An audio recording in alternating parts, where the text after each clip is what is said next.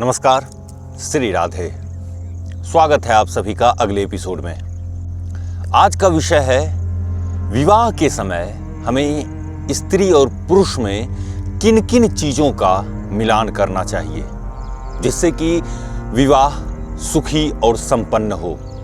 आइए कामसूत्र के अनुसार, महर्षि वात्स्यायन के अनुसार जानते हैं कि विवाह के पूर्व स्त्री और पुरुषों में किन किन चीज़ों का मिलना या मिलाना आवश्यक होता है। विवाह के पूर्व वर और कन्या के गुणों के मिलान में मुख्य रूप से 8 बातों पर विचार किया जाता है। पहला है वर्ण। वर और कन्या के अंगों की बनावट, गोराई, संवराई तथा जाति वर्ग संबंधी जो विचार होता है वो वर्ण मैत्री कहलाता है। दूसरा है वश्य। स्वभाव के मिलान को वश्य कहते हैं। जन्म कुंडली एवं शरीर विज्ञान की दृष्टि से वर और कन्या के स्वभावों का मिलान किया जाता है इसमें। तीसरा है तारा।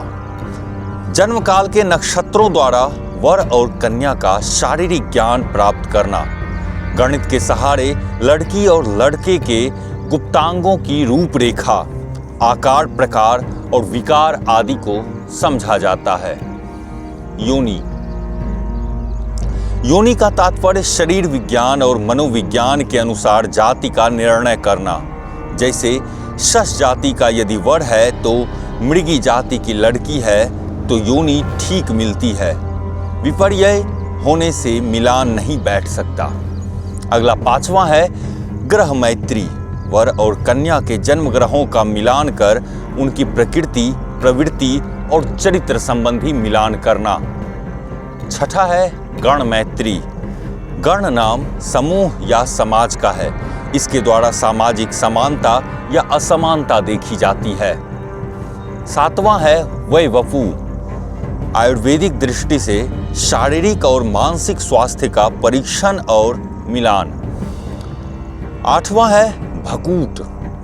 इसके द्वारा वर और कन्या के आध्यात्मिक और मनोवैज्ञानिक गुणों, प्रवृत्तियों का मिलान करना। उपयुक्त विवाह से पूर्व जिन 8 गुणों का मिलान किया जाता है उनका सामंजस्य वात्स्यायन आदि आचार्यों द्वारा बताए गए स्त्री पुरुष के जाति भेद से पूर्णतया सिद्ध है। तो विवाह के पूर्व इन 8 मुख्य बातों का मिलान करना जरूरी है जिससे कि वैवाहिक जीवन सुखी व्यतीत हो सके। अब विवाह के बाद संभोग की क्रिया आती है। तो आइए संभोग की क्रिया पर बात करते हैं।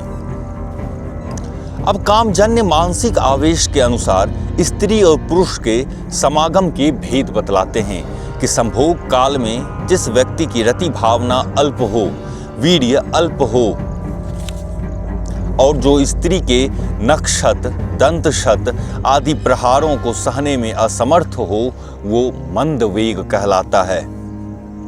इसके विपरीत मध्यम और तीव्र भोगेच्छा रखने वाले पुरुषों को मध्यम वेग और चंड वेग, चंड यानी प्रचंड वेग। इसी प्रकार भोगेच्छा के अनुसार स्त्रियां भी मंद वेग, मध्यम वेग और चंड वेग 3 प्रकार की होती हैं।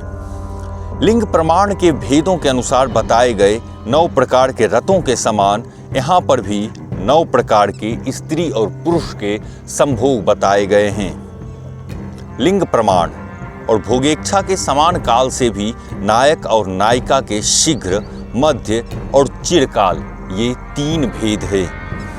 वात्स्यायन ने संभोग को यहाँ पर वेग भेद और काल भेद इन 2 भागों में विभक्त किया है।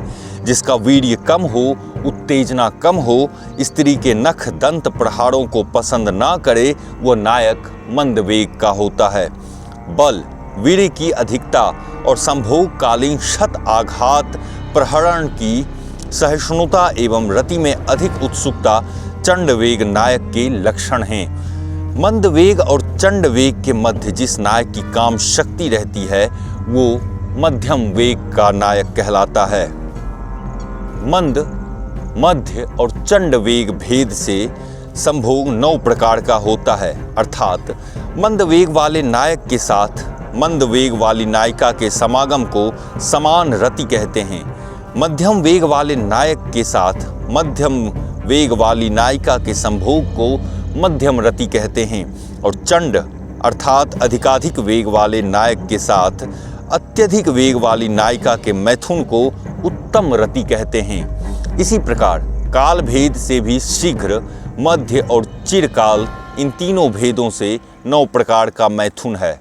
स्त्री पुरुष के मैथुन में काल भेद मैथुन की तृप्ति का परिचायक है, जिसका जितने समय तक वीर्य स्तंभित रहने के बाद स्खलित होता है उतने समय को प्रमाण कहते हैं। जैसे शीघ्र जिसका वीर्य स्खलित हो जाए वो नायक शीघ्र है। उसकी शीघ्र स्खलित होने वाली स्त्री से ही समान रति हो सकती है। यानी कि जिस नायक का वीर्य शीघ्र यानी बहुत जल्द स्खलित हो जाता है, उस नायक का रति शीघ्र स्खलित होने वाली स्त्री के साथ हो सकता है। शीघ्र नायक की अपेक्षा जो कुछ देर तक मैथुन में ठहरता है उसे मध्य नायक कहते हैं। उसकी उतने ही समय में स्खलित होने वाली स्त्री के साथ समान रति हो सकती है। इसी प्रकार जिस पुरुष का वीर्य बहुत देर में स्खलित होता है उसकी अधिक समय में स्खलित होने वाली स्त्री से समान रति हो सकती है। इस विवरण से तात्पर्य मिलता है कि ना तो मंद वेग और ना चंड वेग ही अच्छा है, बल्कि मध्यम वेग में मध्यम नायक बनना अधिक अच्छा है, क्योंकि स्त्री और पुरुष की अपनी जो स्वाभाविक रति शक्ति है उसमें यदि विषमता आ जाती है तो सच्चा आनंद नहीं मिल पाता है। अब आगे के एपिसोड में हम लोग जानेंगे कि क्या पुरुषों के समान ही स्त्री को भी संभोग सुख प्राप्त होता है या नहीं, स्त्री किस लिए संभोग करती है, पुरुष के साथ संघर्षण होने से स्त्री की खुजली मिट जाती है या नहीं। इन सब प्रश्नों पर आगे के एपिसोड में विचार किया जाएगा। तब तक के लिए आप यूं ही इस चैनल पर अपना प्यार बनाए रखें। बहुत बहुत धन्यवाद। श्री राधे।